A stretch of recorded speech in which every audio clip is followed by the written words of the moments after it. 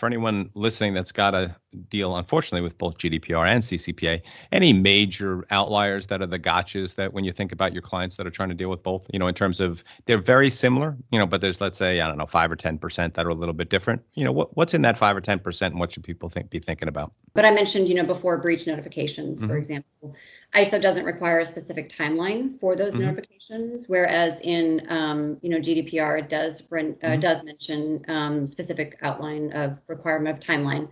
Also for requests, you mentioned data subject requests, right? Data subject requests are still outlined within GDPR and responding to those, or within ISO and responding to those requests.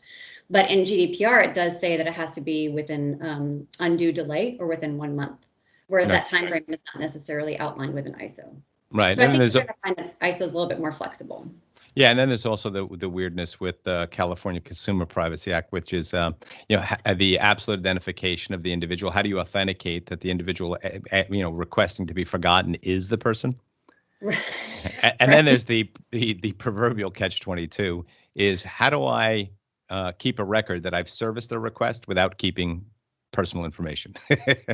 That's a huge question we get often, right? And then consent. I mean, consent alone has personal information in it. So, how do we make sure we had consent if we have to remove that information? Yeah, I know. It gets a little bit nutty.